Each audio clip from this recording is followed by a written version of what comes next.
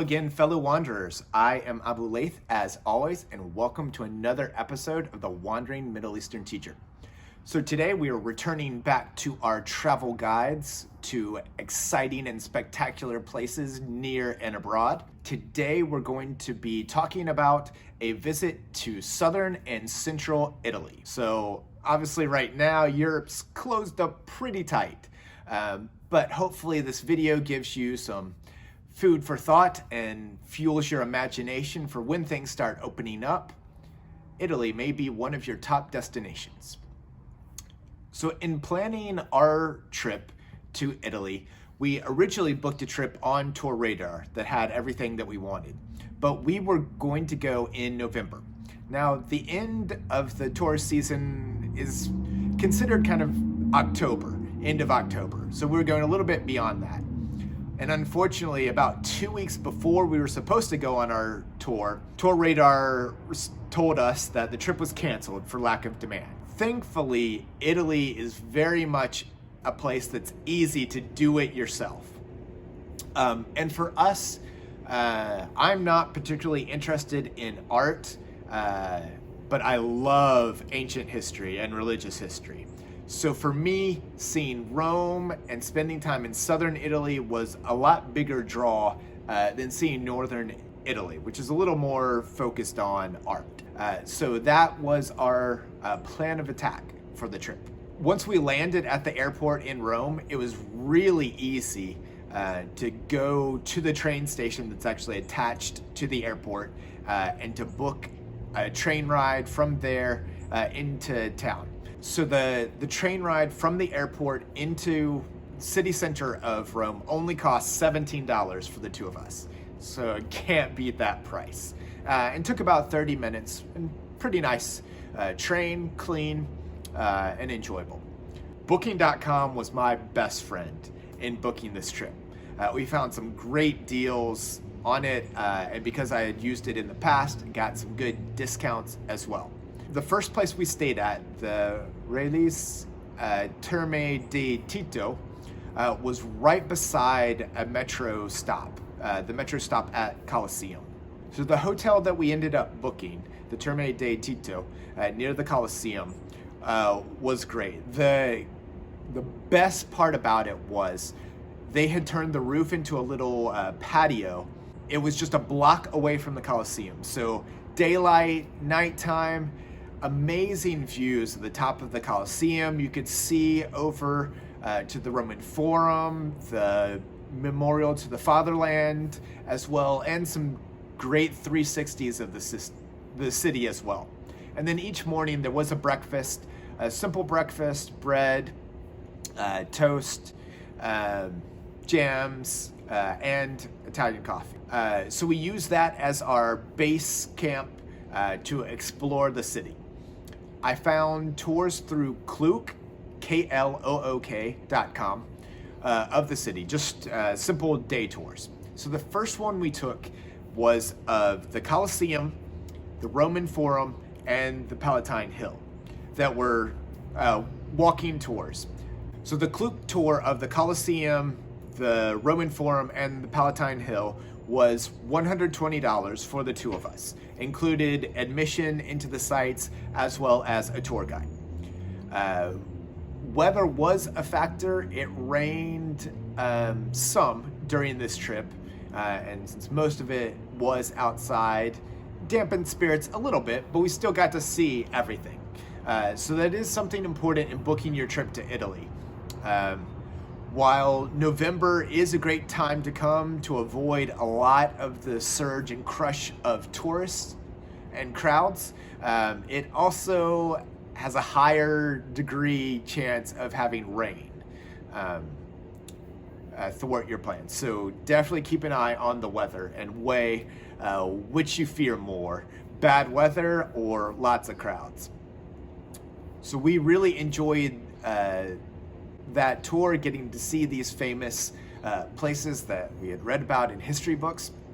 And then the second day, we did a tour of the Vatican. So that cost $93 for the two of us. And we just took public transportation, the metro, from where we were staying over to close to the Vatican and then just walked over. Now, the kind of entranceway of the Vatican is a little hectic, chaotic, confusing. So it was a bit of a challenge to find where we needed to be for our tour.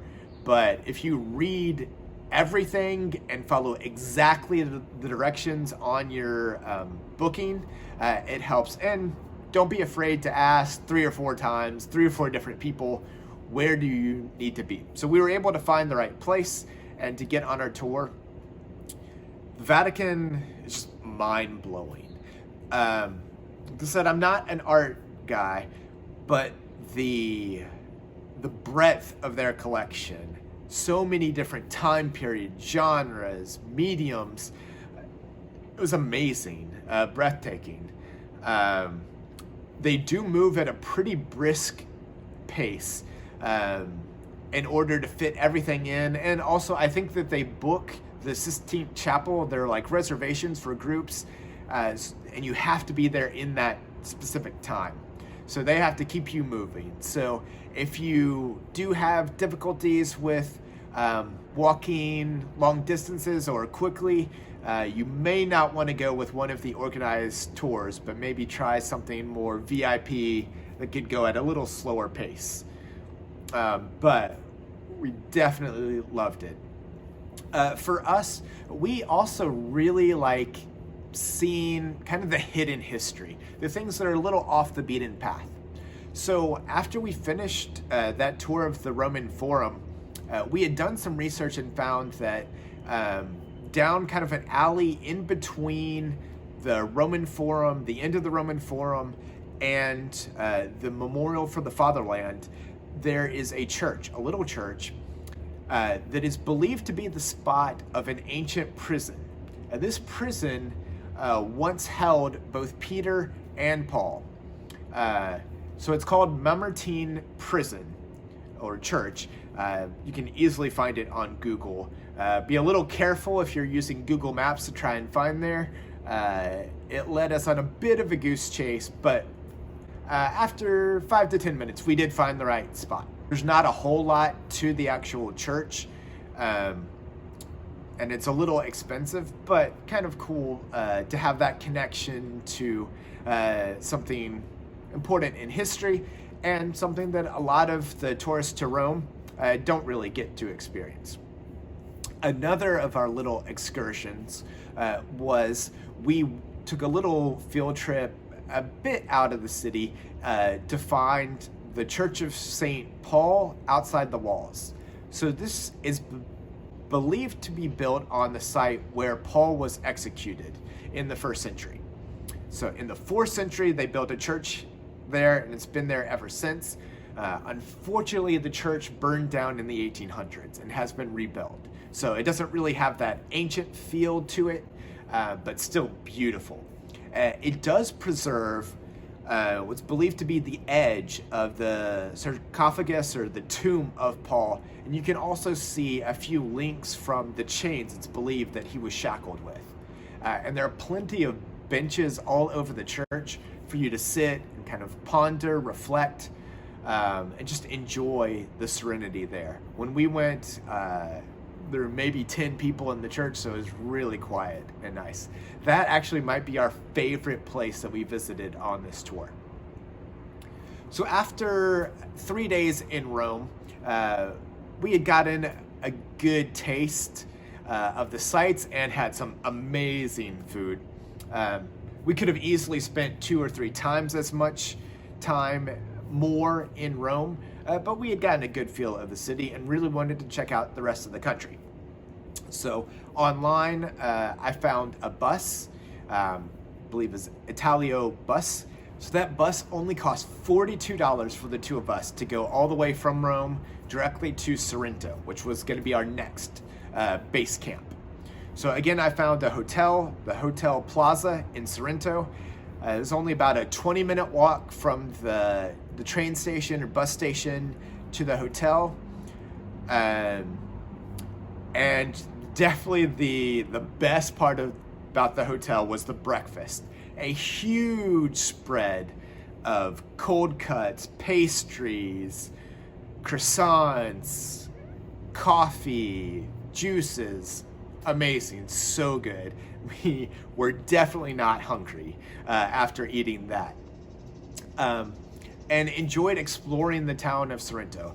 It's very welcoming. Hospitality for tourists is definitely a thing there. Cute side streets, small and meandering, cobblestone in a lot of places. And Sorrento is really known for their lemons. So they have lemon infused everything, olive oil, chocolates, so much there. And we use that as our base camp for some tours around the area. So one day we went to Pompeii, saw the Roman ruins there. So if you remember your history, Pompeii was destroyed by a volcanic eruption and amazingly well preserved. We went there, weather again kind of altered our plans. It was raining a little bit. We wanted to find an English-speaking tour, but when we went, there weren't really a lot of people there, and we weren't about to pay $100 each for a tour guide. So we just bought the cheaper audio self-guide and kind of just leisurely strolled around the site. You could spend days there and not see everything, but in 2 to 3 hours, you can really get a good sense and feel of the city, and that's what we did.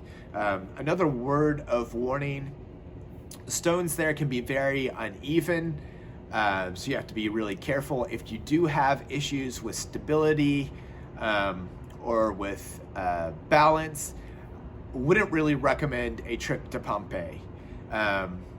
And also, there isn't really a lot of shade in the area, so if you do visit it in the summer, just bring lots of water, be prepared. It could get pretty hot and that direct sun beating down on you. So after we finished up at Pompeii, right beside the metro train station for Pompeii, you can find the bus station and get a bus up to Mount Vesuvius. Unfortunately, they were closing up shop a little bit early because it was winter hours.